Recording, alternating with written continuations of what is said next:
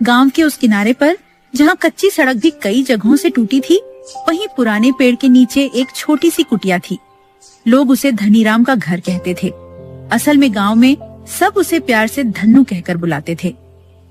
धनीराम करीब 42 साल का था। नाम तो उसका धनीराम था, पर उसके जीवन में धन का बहुत अभाव था। पुराने कपड़े और आंखों में एक गहरा शांत दर्द। वह दिहाड़ी मजदूरी करता था, कभी ईंट ढोता, कभी खेत में कटाई करता, तो कभी गांव के चौधरी के पशु चराता। उस दिन आसमान में काले बादल उमड़ आए। जब धनीराम खेत से घर लौटा तो देखा झोपड़ी की छत से पानी टपक रहा था। वह जल्दी से सूखी घास और मिट्टी लाने भागा, पर तभी तेज हवा चली, बिजली कड़की और मूसलाधार बारिश शुरू हो गई। उसका छोटा बेटा श्यामू बाहर ठंड से कांप रहा था। झोपड़ी में जगह जगह से पानी टपक रहा था और उनका बिस्तर भीग चुका था। धनीराम ने बेटे को गोद में उठाया और आसमान की ओर देखकर कहा, हे भगवान, इस बार भी छत ठीक करवाने के लिए पैसे नहीं जुटा पाया।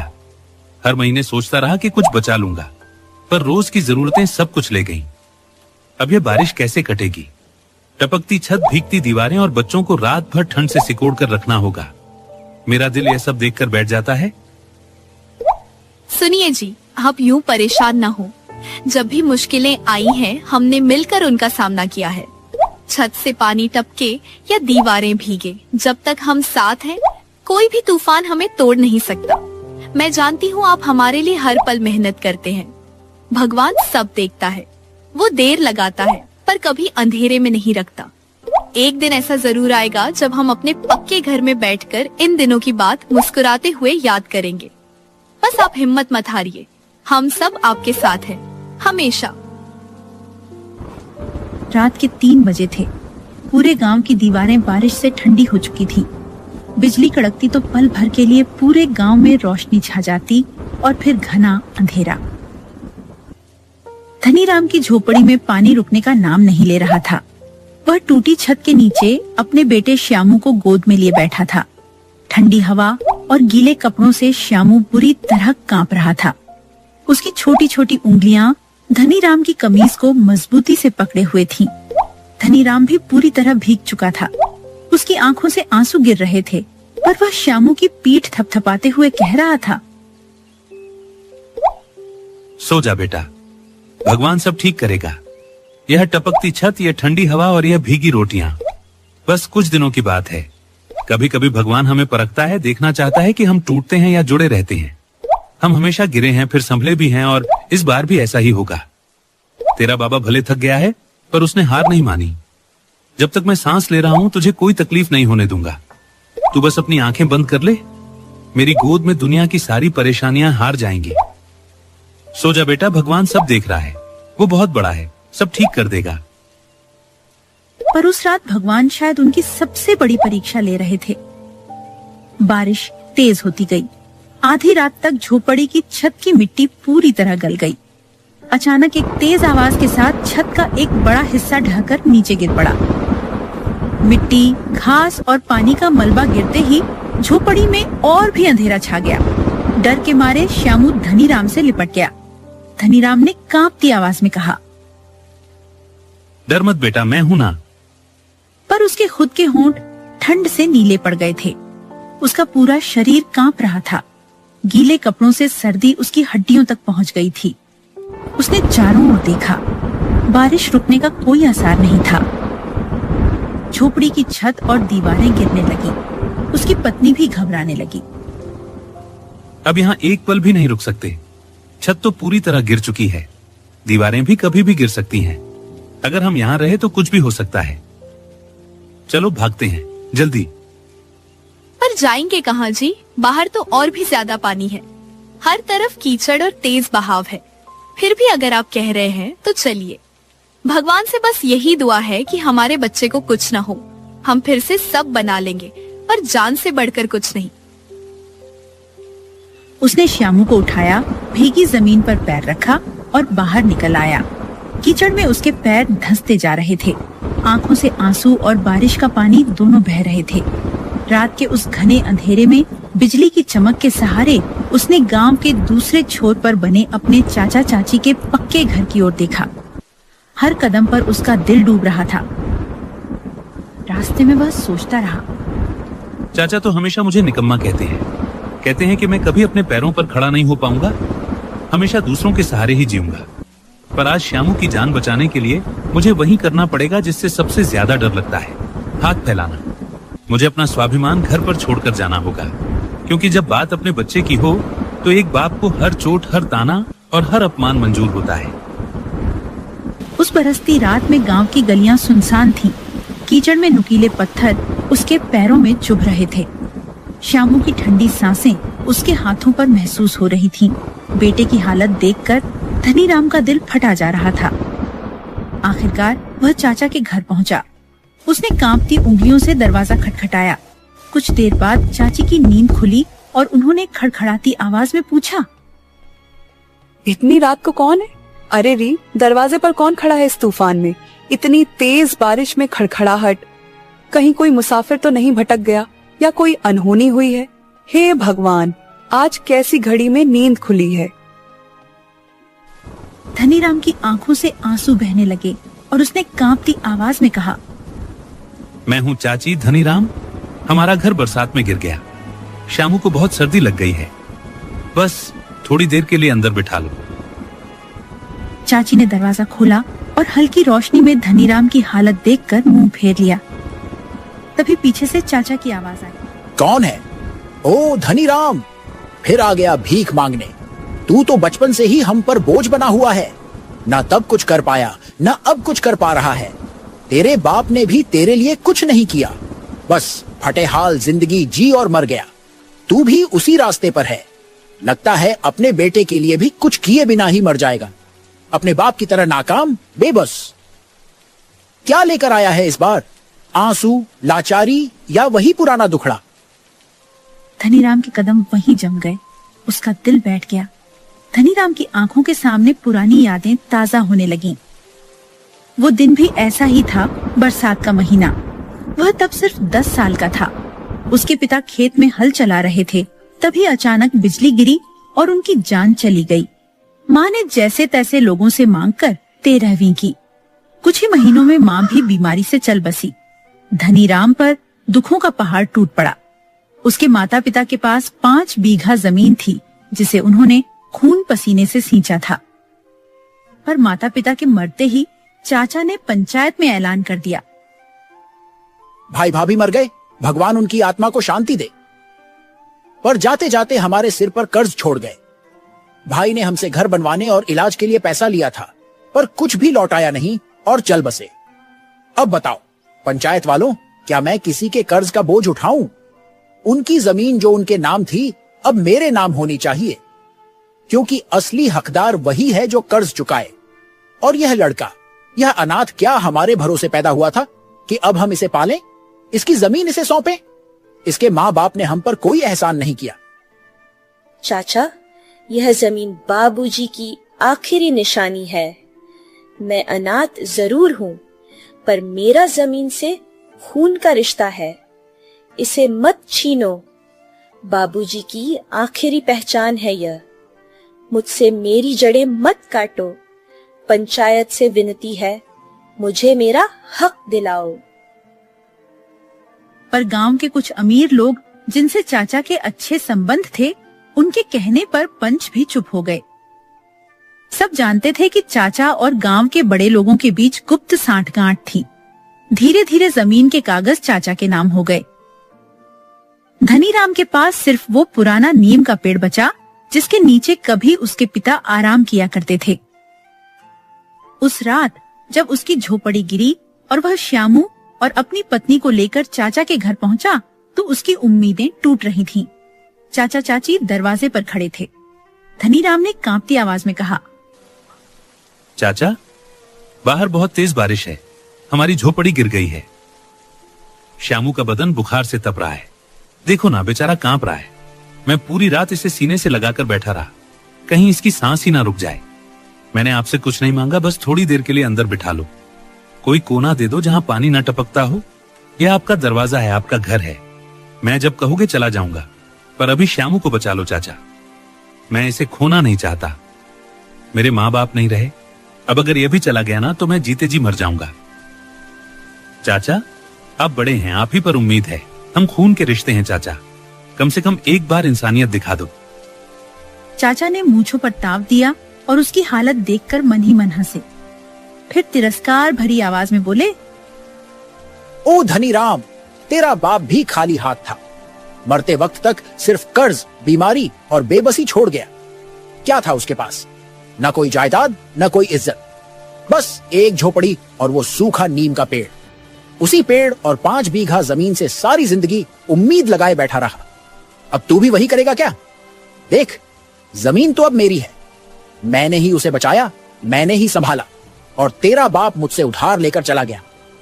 जा, अपने बाप के नियम के पेड़ के नीचे उसी पेड़ पर घर बना, वहीं मिट्टी खोद, वहीं अपनी किस्मत बना। शायद भगवान को तेरी हालत पर दया आ जाए। और हाँ, अब से इस घर की चौखट पर मत आना, क्योंकि यह घर मेहनत वालों का है, भीख मांगने वालों का नहीं। देख धनीराम, हमारे पास तेरे लिए कोई जगह नहीं है। घर छोटा है, खर्चे बड़े हैं, और तू रोज एक नई मुसीबत बनकर खड़ा रहता है। हम अब और नहीं झेल सकते तेरी गरीबी को। ना तेरे बाप ने कुछ छोड़ा, ना तेरी किस्मत में कुछ लिखा है। जा, भाग यहां से, कहीं और ठिकाना ढूंढ, किसी और के दरवाजे पर जाकर रो। हमने तेरा दुख दर्द बहुत देख लिया। अब हमारे पास तेरे लिए ना वक्त है, ना हमदर्दी। बारिश और तेज हो गई।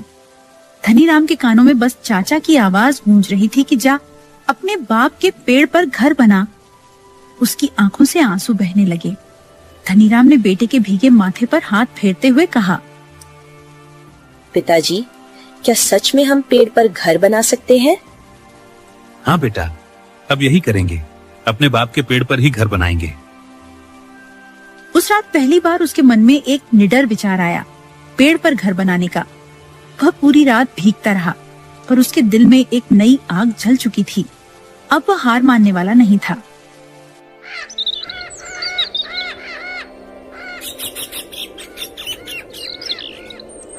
सुबह होते ही बारिश थम चुकी थी, पर चारों ओर ठंडक फैली थी। गांव के लोग अपने अपने काम में लग गए थे। धनीराम अपने बेटे श्यामू को लेकर उसी नीम के पेड़ के नीचे बैठा था, जहां कभी उसका बचपन बीता था। ठंड से कांपते हुए श्यामू बोला, बाबा, अब हमारा घर कहाँ बनेगा? हर कोई तो हमें दुत्कार रहा है, कोई भी हमें अपने आंगन में जगह नहीं दे रहा। क्या हम ऐसे ही दर दर भटकते रहेंगे? क्या हमारा कोई आसरा नहीं बचेगा? नहीं बेटा, हमारा घर यहीं बनेगा। हाँ, वहीं तेरे दादा के उस पुराने नीम के पेड़ के नीचे, जहां मेरे बाबूजी घंटों बैठा करते थे, अपनी थकान मिटाते थे, सपने देखते थे। वो पेड़ अब सिर्फ छांव नहीं देगा, वह अब हमारा आसरा बनेगा। हमारी नई जिंदगी की शुरुआत यहीं से होगी, क्योंकि जड़ें यहीं हैं बेटा, और जहां जड़ें हों वहीं घर होता है। पेड़ पर बाबा, पेड़ पर भी कोई घर बनाता है क्या? वहां तो न दीवारें होती हैं, न दरवाजा, न रसोई, न छत। फिर हम कैसे रहेंगे वहां? लोग तो हम पर हंसेंगे। क्या वाकई कोई पेड़ भी किसी का घर बन सकता है? हाँ बेटा, जब अपने ठोकर मारते हैं, जब हर दरवाजा बंद हो जाता है, जब रिश्तों की दीवारें गिर जाती हैं, तब भगवान खुद एक टहनी को छत बना देता है, एक जड़ को दीवार बना देता है। घर ईंट पत्थर से नहीं, अपनापन और उम्मीद से बनता है। और जहां सच्चाई और सब्र हो, वहां एक पेड़ भी महलों से बड़ा घर बन जाता है। धनीराम की आंखों में एक अलग सी चमक आ गई थी। उसने आसमान की ओर देखा, फिर पेड़ की मोटी शाखाओं को देखा। उसकी निगाहों में ठान लेने की जिद साफ नजर आ रही थी।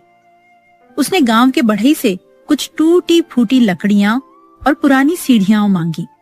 बढ़ई ने हंसते हुए उसका मजाक उड़ाया कि भला कोई पेड़ पर घर कैसे बना सकता है। लगता है गरीबी धनीराम के सिर पर हावी हो गई है, जो ऐसे उलटे सीधे विचार उसके मन में आ रहे हैं। पर धनीराम ने किसी की नहीं सुनी। वह टूटी लकड़ियां, पुराने खप्पर और रस्सी लेकर पेड़ के नीचे बैठ गया। श्यामू भी उसके पास बैठकर देख रहा था। उसके बाबा के हाथ कांप रहे थे, पर उनका हौसला नहीं कांप रहा था। धनीराम ने सबसे पहले पेड़ के चारों ओर मजबूत रस्सी बांधी, फिर एक एक कर लकड़ियों को शाखाओं पर जमाना शुरू किया।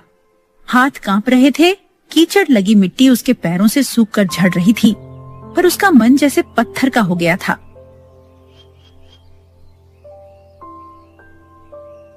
दिन भर में उसने पेड़ की सबसे मोटी शाखा पर 2 खप्पर जमा दी। शाम तक उसने शाखाओं को जोड़कर एक छोटा सा तख्त बना लिया। 3 दिन और 3 रातें बीत गईं। बारिश कभी रुकती, कभी फिर से शुरू हो जाती। सुनिए जी, ये घर, ये जो आप पेड़ पर बनाने की सोच रहे हैं, ये सच में बन जाएगा ना? मैं जानती हूँ हालात बहुत खराब है, लोग ताने भी मार रहे हैं, पर क्या सच में एक दिन हमारा भी कोई ठिकाना होगा? हाँ, जरूर बनेगा। चाहे दिन रात एक करना पड़े, चाहे हाथों में छाले पड़ जाए, चाहे लोग हंस हंस कर मुझे पागल कहें, पर मैं रुकूंगा नहीं। अब कोई हमारा घर हमसे नहीं छीन सकेगा। ये घर जमीन पर ना सही, आसमान के नीचे बनेगा, पेड़ की शाखाओं पर ही सही, पर इसका हर पत्ता, हर तिनका हमारा होगा। बारिश आए, तूफान आए, ये घर डोलेगा जरूर, पर गिरेगा नहीं, क्योंकि इसे मैं सिर्फ लकड़ी से नहीं, अपने जज्बे से, अपने बेटे के सपने से और तुम्हारी आंखों की उम्मीद से बना रहा हूँ। धनीराम का हौसला एक पल के लिए भी नहीं डगमगाया। पत्नी और श्यामू भी उसके पास बैठकर मदद करते। श्यामू कभी लकड़ियां पकड़ता, कभी रस्सी पकड़ा देता। उसकी आंखों में बाबा के लिए गर्व और प्यार साफ झलक रहा था। तीसरे दिन शाम तक धनीराम ने पेड़ पर एक छोटा मगर मजबूत घर बना लिया। पेड़ की मोटी शाखाओं पर लकड़ियों से तख्त बनाकर उसके चारों ओर खप्पर और बांस बांध दी। ऊपर से नारियल की पत्तियों से छत डाल दी ताकि बारिश की बूंदें अंदर न आएं। श्यामू ने पहली बार ऊपर चढ़कर देखा तो खुशी से चिल्ला उठा, बाबा, ये तो सच में असली घर जैसा लग रहा है। यह तेरा घर है बेटा, और इसे हमसे कोई नहीं छीन सकता, कोई भी नहीं। हमारा सपना था एक घर, और आपने उसे हवा में भी जमीन दे दी। शुक्रिया जी। अब चाहे कुछ भी हो जाए, यह घर हमेशा हमारे साथ रहेगा, हमारे बीच रहेगा। अगले दिन गांव में खबर फैल गई कि धनीराम ने पेड़ पर घर बना लिया है। बच्चे, औरतें, बूढ़े सब देखने आने लगे। लोग हैरानी से देख रहे थे और कुछ चुपचाप उसकी मेहनत की तारीफ कर रहे थे। तभी चाचा चाची भी वहां पहुंचे। अरे धनीराम, मैंने तो मजाक में कहा था कि तेरे बाप का तो बस पेड़ था, पेड़ पर घर बना, लेकिन तूने तो सच में पेड़ पर घर ही बना लिया। पर याद रख, यह घर भी कब तक टिकेगा? तू हमेशा गरीब ही रहेगा। और सुन, ज्यादा उड़ मत। यह जो लकड़ियों और रस्सियों से जोड़ा है ना तूने, यह तिनके का ताज है। हवा तेज चली तो उड़ जाएगा, बारिश आई तो गल जाएगा। घर बसाना इतना आसान नहीं जितना तुझे लग रहा है। और हाँ, याद रख, घर चाहे पेड़ पर बना ले या जमीन पर, गरीब की किस्मत नहीं बदलती। तू जैसे था वैसे ही रहेगा, हमेशा गरीब। धनीराम चुपचाप उनकी बात सुनता रहा। फिर उसने गहरी सांस ली। उसकी आंखों में एक अलग सी रोशनी चमक उठी। उसने दोनों की ओर देखकर धीरे मगर मजबूत आवाज में कहा, चाचा चाची, आपने मुझसे सब कुछ छीन लिया, मेरी जमीन, मेरे माँ बाप का घर, मेरा बचपन। लेकिन ये देखो, इस बार मैंने जो बनाया है उसे कोई नहीं छीन सकता। आपने मुझे जमीन से काट दिया, पर मैंने आसमान को अपना बना लिया। हाँ, ये पेड़ पर है, लेकिन ये मेरी मेहनत का है, मेरी हिम्मत का है। आपने मुझे गिराने में कोई कसर नहीं छोड़ी, लेकिन देखो, आज मैं सबसे ऊंचा हूँ, चाहे बारिश हो या तूफान। अब मैं, मेरी पत्नी और मेरा बेटा यहाँ रहेंगे, क्योंकि इंसान का घर मिट्टी और ईंटों से नहीं, उसके हौसले से बनता है। ये कहते हुए धनीराम ने श्यामू की ओर देखा और मुस्कुराया। उसकी मासूम मुस्कान जैसे सारी दुनिया को जवाब दे रही थी। चाचा चाची चुपचाप खड़े रहे। गांव वाले भी एकटक देख रहे थे। आज धनीराम गरीब नहीं लग रहा था। आज वह सबकी नजरों में सबसे अमीर था, अपनी मेहनत, इज्जत और हौसले से। बरसात अपनी चरम सीमा पर थी। लगातार 3 दिन से बारिश थमी नहीं थी। गांव की गलियां कीचड़ में डूब चुकी थीं। नाले उफनने लगे थे और खेत तालाब बन गए थे। चौथे दिन सुबह सुबह गांव में हड़कंप मच गया। सैलाब आ गया था। पहाड़ी नदी का पानी अचानक बढ़ गया। तेज बहाव से गांव के कच्चे घर गिरने लगे। लोग इधर उधर भागने लगे। बच्चों की चीखें, औरतों की पुकारें, जानवरों की दौड़, हर तरफ अफरा तफरी मच गई। धनीराम अपने पेड़ पर बने घर में पत्नी और श्यामू के साथ था। नीचे पानी बढ़ता जा रहा था, लेकिन उसका पेड़ मजबूत था। गहरी जड़ों वाला नीम जैसे धरती को पकड़कर खड़ा हो, और ऊपर वो छोटा सा घर जैसे आसमान से उतरी कोई संजीवनी। नीचे से एक औरत की पुकार आई, कोई तो बचाओ, मेरा बच्चा पानी में बह गया। लोग अपनी जान बचाकर ऊंची जगहों की तलाश में थे, पर गांव में कोई भी इतना ऊंचा नहीं था सिवाय धनीराम के पेड़ के घर के। गांव वालों की नजर उस पेड़ की ओर उठी जो कभी सबकी हंसी का पात्र था। अब वही एकमात्र सहारा लग रहा था। तभी धनीराम ने ऊपर से आवाज लगाई, जिसे भी जरूरत हो, जिसे भी ठिकाना ना मिला हो, जिसे दुनिया ने ठुकरा दिया हो या जिसे वक्त ने रुला दिया हो, वो बेझिझक ऊपर चढ़ाए। ये घर भले ही लकड़ी रस्सी से बना एक छोटा सा कोना है, पर इसमें इंसानियत के लिए बेहिसाब जगह है। यहाँ ना जात पूछी जाएगी, ना हालात देखे जाएंगे, सिर्फ दिल देखा जाएगा और दर्द समझा जाएगा। आ जाओ, ये घर छोटा है पर इसका दिल बहुत बड़ा है। बच्चे, औरतें, बूढ़े एक एक करके घर में आए। श्यामू सबकी मदद कर रहा था। तभी उसने देखा चाचा और चाची भीगे हुए कांप रहे थे। उनकी आंखों में डर भी था और शर्म भी। चाचा की नजरें झुकी हुई थीं। वह कुछ कहने की हिम्मत नहीं कर पा रहा था। ये घर सिर्फ लकड़ी और टीन का ढांचा नहीं है। ये उन सबके लिए है जिनके पास कोई छत नहीं, कोई आसरा नहीं, कोई अपना नहीं, जिनके सिर पर वक्त की मार है और दिल में बस एक उम्मीद बची है। आज आप भी उसी हाल में हो चाची, इसलिए ये घर, ये छोटी सी जगह अब आपकी भी है। आइए अंदर चलिए। ठंडी हवा से नहीं, बेगानेपन से डरना चाहिए, और यहाँ कोई बेगाना नहीं है। पेड़ पर वो घर जो कभी मजाक बना था, अब गांव का इकलौता सहारा बन गया था। जिसने सब कुछ खोकर भी देना नहीं छोड़ा, वही असली इंसान कहलाता है। और जो जख्म खाकर भी मरहम बन जाए, वही इंसानियत की मिसाल बन जाता है।